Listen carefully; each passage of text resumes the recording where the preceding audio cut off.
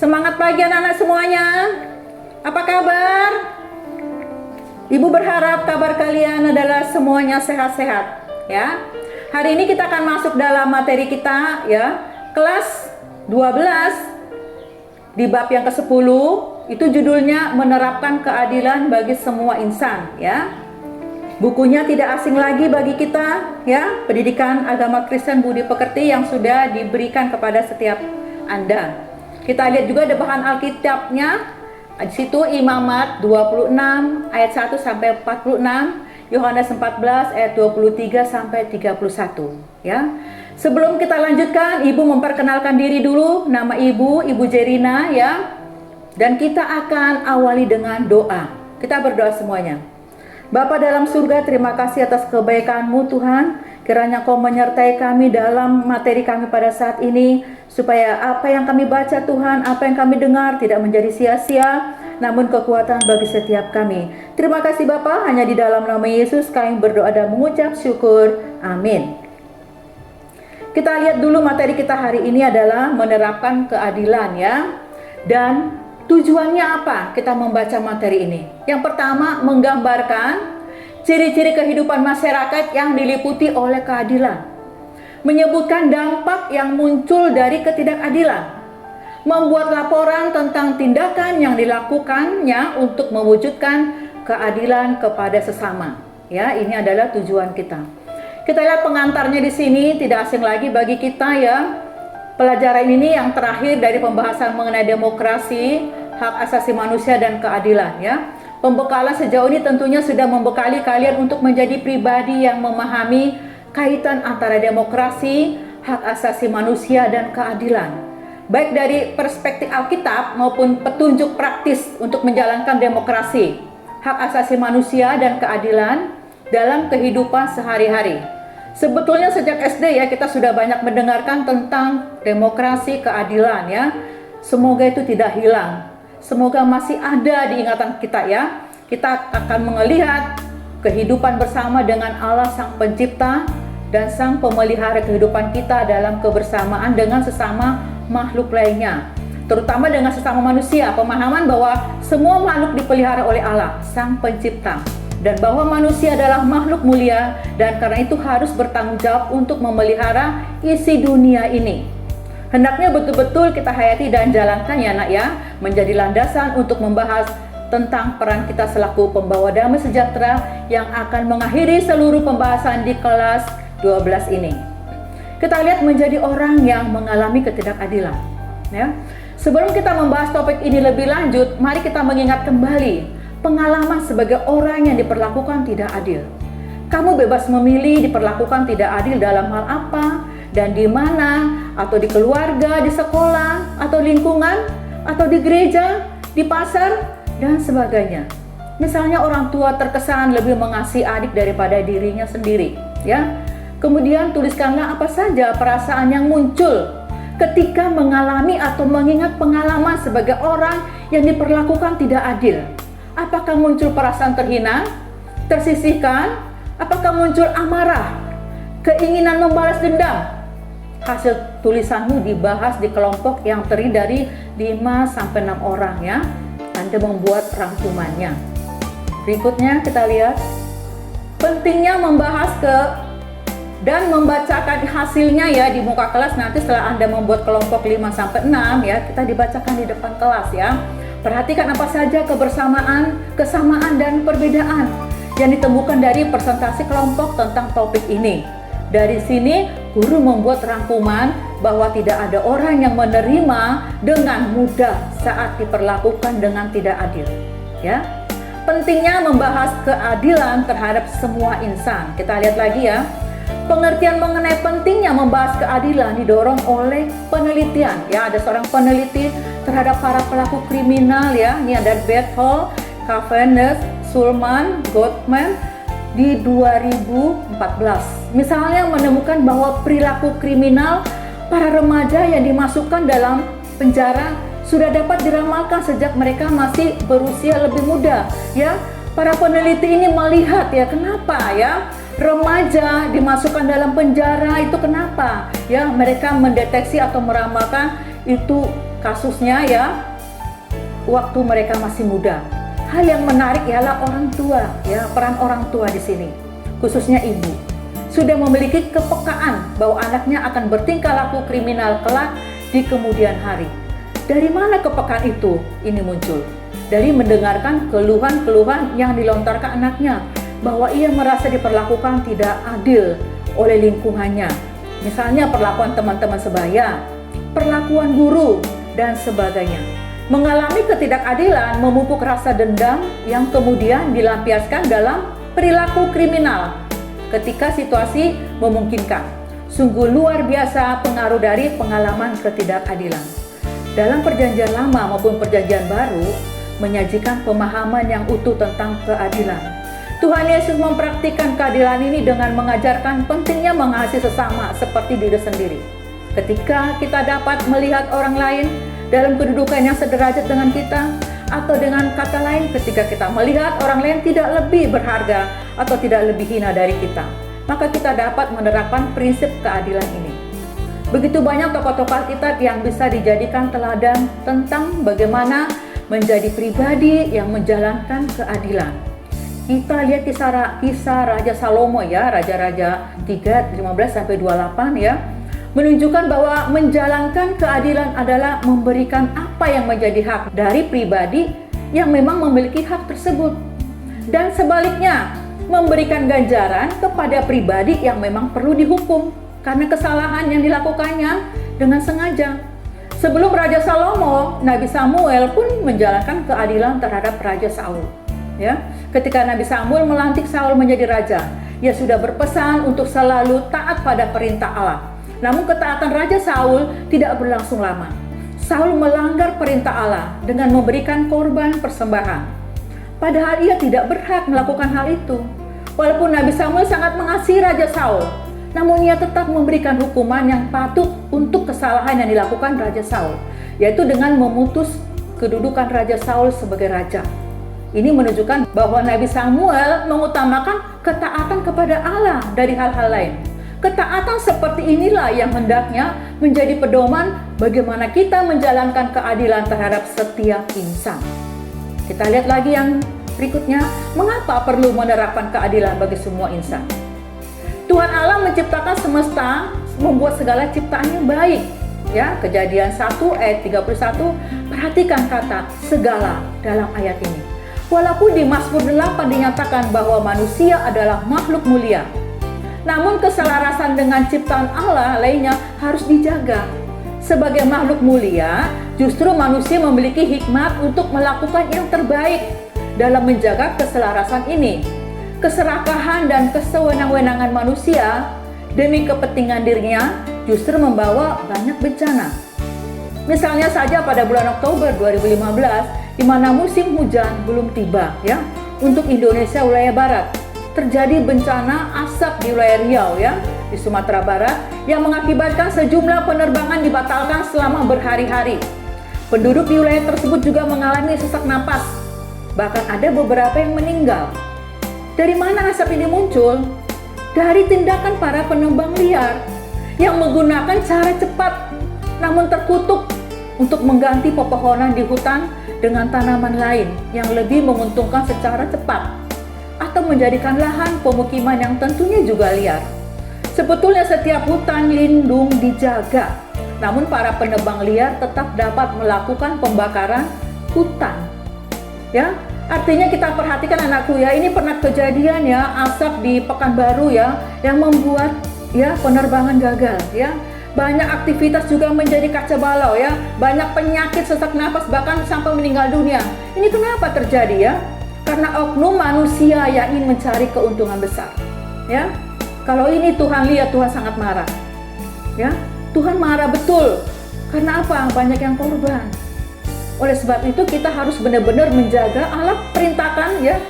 Kita manusia makhluk ya, yang unik, yang diberikan kelebihan, mempunyai akal ya, menjaga ya, menjaga lingkungan, menjaga pohon-pohon, semua itu kan tugas manusia menjaga lingkungan.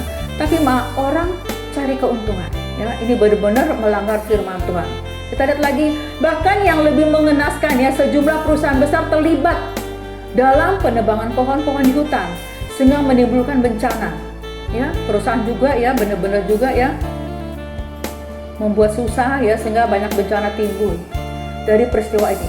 Dapat kita lihat bahwa ketika manusia mementingkan dirinya sendiri sedangkan keselarasan dengan manusia lain dan lingkungan tidak dijaga, maka yang terjadi adalah bencana. Gundulnya hutan juga mengakibatkan banjir. Walaupun hutan gundul bukan satu-satunya penyebab banjir, ya, karena bisa juga ini ulah manusia yang membuang sampah ke sungai sehingga terjadi pendangkalan. Ini kecil masalah sampah ya. Kalian juga harus bisa disiplin ya, membuang sampah jangan sembarangan ya. Jangan ikut-ikutan yang jelek. Kalau itu salah kalian tegur. Ya, kalau Anda melihat orang buang sampah, ya Anda masukkan sampah itu biar dia lihat. Ya, nggak rugi kita berbuat baik anak-anakku ya, supaya tidak terjadi bencana.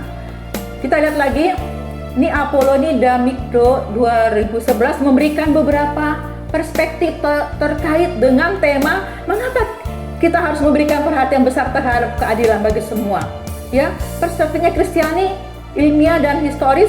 Istilah keadilan ekologis ya merujuk pada pemahaman bahwa manusia haruslah hidup dalam keadaan damai dengan lingkungannya serta menyadari adanya saling ketergantungan antara berbagai unsur di lingkungan. Dengan demikian, keadilan ekologis justru mengangkat derajat manusia yang memang diberikan tugas istimewa oleh Tuhan untuk bertambah banyak, memenuhi bumi dan menaklukkannya, dan menguasai binatang. Ya, itu Kejadian 1 ayat 28. Perintah ini tentu harus dijalankan dengan bijak. Misalnya, bila perintah beranak cuculah dan bertambah banyak dianggap sebagai perintah untuk memiliki anak sebanyak-banyaknya, ternyata tidaklah tepat pada masa kini. Dunia dengan isinya memiliki keterbatasan. Jumlah manusia yang banyak menyebabkan makanan yang tersedia menjadi terbatas. Pemerintah Tiongkok pernah mengeluarkan peraturan bahwa setiap keluarga hanya boleh memiliki satu anak. Peraturan ini dibuat untuk membatasi jumlah penduduk yang terus meningkat. Padahal sumber daya alam tidak memadai. Dampak dari peraturan ini adalah banyak bayi-bayi perempuan yang dibunuh. Mengapa? Karena budaya Tionghoa menganut sistem patriarkat. Artinya garis keturunan dilanjutkan oleh anak pria. Bila keluarga hanya mempunyai satu anak dan anak itu adalah perempuan, tentu tidak dapat meneruskan keturunan ayahnya, ya. Anak-anak setuju tak terhadap ini budaya Tionghoa, ya? Kok dibeda-bedakan? Allah menciptakan baik laki-laki atau perempuan, ya. Ibu membahas tentang materi ini, Ibu kurang setuju ya kalau anak perempuan itu disalahkan, ya. Yang penting laki-laki perempuan enggak, ya. Sebetulnya Ibu kurang menerima. Karena apa anakku? Setiap kita manusia lahir sudah ada rencana Tuhan, ya. Bukan kebetulan kita jadi perempuan, bukan kebetulan kalian jadi laki-laki. Tuhan sudah punya program, Tuhan punya rencana, ya. Jadi kalau budaya Tionghoa ini ya, Ibu kurang setuju. Karena memang mereka juga banyak menganut ya, bukan agama Kristen juga sana mungkin sangat sedikit ya. Jadi mereka ikut budaya mereka, ya. Ibu kurang setuju ya. Perspektif Kristen yakni melihat bumi sebagai sesuatu yang dikuduskan.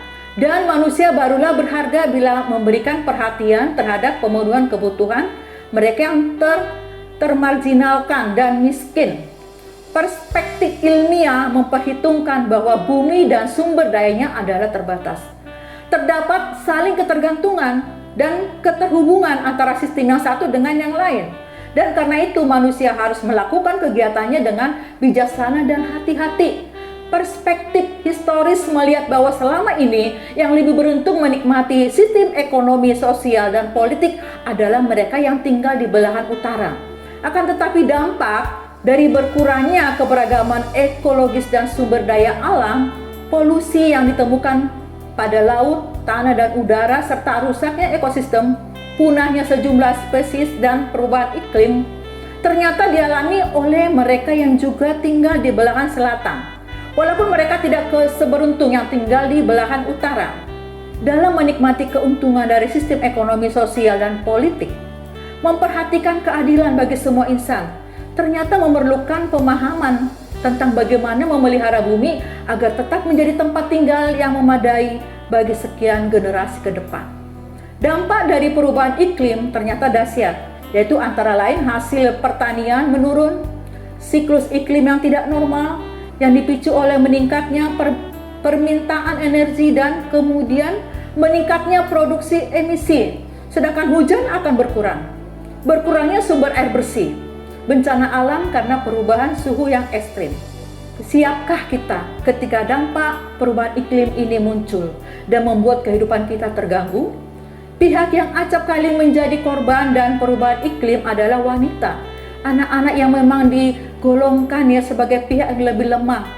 Contohnya, cukup banyak anak perempuan yang dijual agar keluarga memiliki uang untuk membayar hutang kepada tuan tanah ya. Disinilah tanggung jawab manusia sebagai makhluk mulia dituntut agar dapat menggunakan kepintarannya secara bijak untuk kesejahteraan semua manusia, bukan hanya sekelompok saja. Nah, kita lihat sini mewujudkan keadilan bagi semua insan ya. Insan adalah semuanya ya, butuh keadilan. Ya, Dodson mengkaitkan antara keadilan sosial dengan keadilan ekologis. Keadilan ekologis dapat ditegakkan bila para pemimpin dan penegak hukum mempraktekkan keadilan sosial. Mengapa demikian? Karena menjadi tugas para pemimpin dan penegak hukum untuk memastikan bahwa rakyatnya yang berada di bawah pimpinannya hidup dalam kesejahteraan dan tidak dipersulit atau diperalat oleh segelintir orang yang memiliki kekuasaan lebih. Atau dapat juga dikatakan bahwa setiap manusia harus mendapatkan hak untuk kesejahteraan hidup. Terganggunya kesejahteraan dan hadirnya kemiskinan dapat menjadi indikator bahwa ada kerusakan dalam lingkungan hidup. Hidup yang sejahtera haruslah menjadi hak bagi setiap orang, terlepas dari latar belakang ras, etnis, agama, atau sekelompok yang dimilikinya. Perlu juga kita pahami pengertian keadilan lingkungan ya, yaitu keadilan yang berkaitan dengan norma, nilai budaya, aturan, kebijakan, kebiasaan, dan keputusan untuk mendukung keberlangsungan suatu komunitas. Sehingga di dalam komunitas tersebut, anggota komunitas dapat merasakan berada di lingkungan yang aman, sehat, dan produktif. Termasuk di dalam keadilan lingkungan ini adalah pekerjaan dan upah yang layak, pendidikan dan rekreasi yang berkualitas, pemukiman dan layanan kesehatan yang pantas, pembuatan keputusan demokratis dan memperdaya personal serta lingkungan yang bebas dari kekerasan, obat-obat terlarang, dan kemiskinan. Dalam lingkungan yang seperti ini tentu pencapaian kesejahteraan menjadi lebih terjamin. Inilah hendaknya yang menjadi tugas dan perhatian para pemimpin, penegak hukum, dan kita semua yang peduli untuk tercapainya keadilan bagi semua insan. Berikutnya, kegiatan pembelajaran ya. Yang pertama, doa orang yang terluka karena diperlakukan tidak adil. Tuliskanlah doa dengan membayangkan perasaanmu saat diperlakukan tidak adil oleh orang lain. Perhatikan agar doa yang kamu panjatkan bukan sekedar mengadukan apa yang kamu alami dan rasakan sebagai orang yang mengalami perlakuan tidak adil, tetapi hendaknya juga mencakup tekad dan harapan kamu dan harapan yang kamu miliki untuk mencapai keadilan walaupun mungkin sulit. Ya. Yang kedua, memahami wujud ketidakadilan. Carilah dari berbagai sumber ya, apa saja bentuk-bentuk ketidakadilan yang diberitakan di media massa. Kamu boleh memilih dari surat kabar boleh, majalah boleh, televisi, radio, dan sebagainya. Aktivitas ini dikerjakan secara berkelompok ya, terdiri dari 5 atau 6 orang dengan melengkapi tabel berikut. Nah, ini ada tabel yang harus kita isi ya. Ibu akan memberikan satu contoh nanti, lalu kelompok kalian 5 sampai 6 tadi memberikan lagi ya, menjawab lagi sampai 5 ya. Contohnya kita lihat. Wujud ketidakadilan ya. Tuliskan apa yang dialami korban.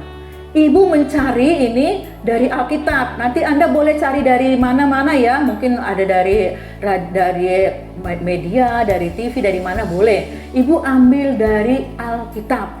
Ibu mengambil contohnya adalah Yusuf ya. Yusuf ini menjadi korban ketidakadilan. Anak-anak sudah tahu ya cerita tentang Yusuf ya. Gimana Bu dia tidak menjadi korban?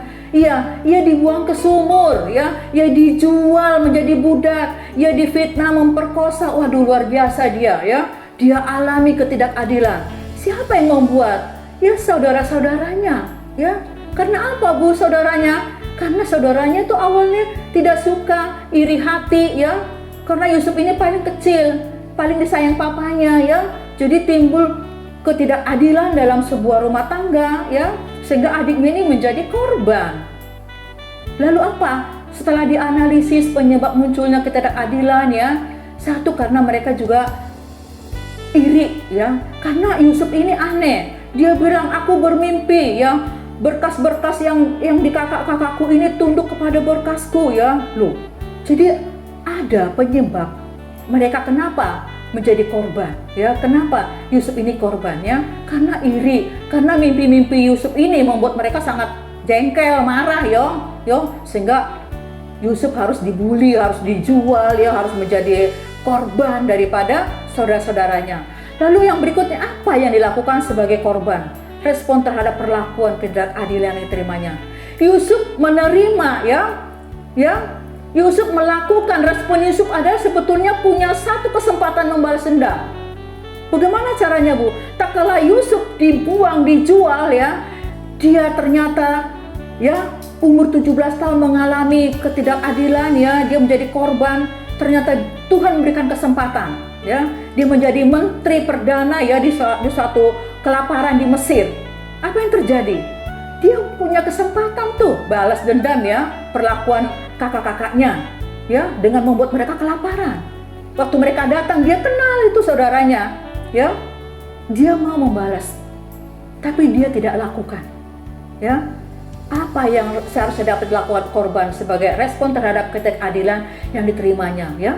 Dia bahkan memberikan pengampunan, memberikan makanan ya. Ini kalau kita ada di benar-benar hidup di Alkitab, maksudnya ini adalah orang-orang yang mengenal Tuhan. Tapi masih banyak contoh-contoh yang lain ya, mungkin itu bukan orang Kristen atau kekerasan dalam rumah tangga atau orang tua pilih kasih, itu masih banyak nanti ya. Jadi tolong nanti kalian tugasnya dilengkapi sampai yang kelima.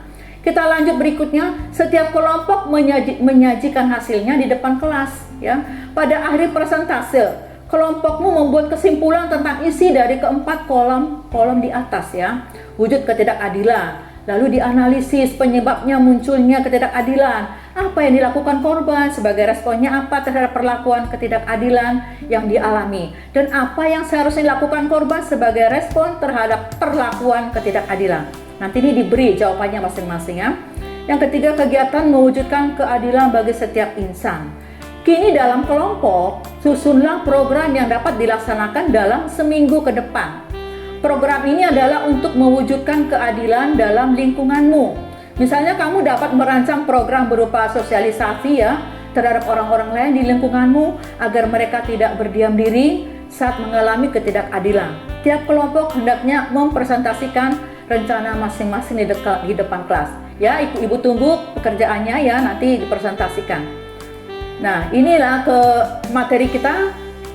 Sudah sampai di sini, kita lihat rangkumannya. Keberpihakan dan keterlibatan gereja dalam demokrasi erat kaitannya dengan masalah-masalah kemanusiaan dan keadilan. Karena yang diperjuangkan oleh gereja adalah harkat dan martabat manusia, baik sebagai personal maupun sosial, dan bukan kekuasaan. Jadi peran gereja di sini adalah dia membantu ya, menciptakan supaya manusia ini punya martabat, punya karakter yang baik ya, di dalam mereka tinggal di negara kita atau bersosialisasi ya, harus bisa ya. Gereja mendidik ya. Jadi fungsi gereja juga di sini harus mendidik dan mendampingi umatnya dalam mewujudkan nilai-nilai kemanusiaan yang luhur yang perlu dijamin, serta tentang hak-hak kewajiban moral yang harus diperhatikan ya. Jadi gereja masih banyak tugas juga ya, mendidik ya. Iman Kristen menuntut keberpihakan serta kegigihan gereja sebagai lembaga maupun sebagai persekutuan orang percaya yang berjuang bagi perwujudan keadilan dan kebenaran untuk semua orang tanpa kecuali. Jadi perjuangan itu bukan hanya untuk umat Kristen anakku ya, namun untuk semua umat beragama, seluruh bangsa Indonesia tanpa terkecuali. Sebab tujuan kita adalah terwujudnya kerajaan Allah dalam suasana yang nyata, yaitu dalam kenyataan hidup yang kelihatan. Jelas anakku ya, materi kita sudah sampai di sini ya. Kiranya nanti di rumah dibaca lagi supaya nggak lupa ya, supaya Anda juga punya tugas-tugas dikerjakan ya, yang sudah tadi Ibu berikan contoh ya. Jika ada pertanyaan yang kurang mengerti, boleh nanti minggu depan ditanyakan kepada Ibu ya. Akhirnya Ibu tutup, sekian dulu materi kita pada hari ini. Kita akan tutup dalam doa. Bapa dalam surga, terima kasih Tuhan atas penyertaan Tuhan dalam kami menyelesaikan materi ini Tuhan. Kiranya bermanfaat untuk kami praktekkan Tuhan, supaya nama Tuhan dipermuliakan dimanapun kami berada. Terima kasih Tuhan atas kebaikan-Mu pada hari ini. Hanya di dalam nama Yesus kami berdoa dan mengucap syukur. Amin. Terima kasih anak-anakku ya. Sampai jumpa di materi berikutnya. Shalom. Tuhan Yesus memberkati kita.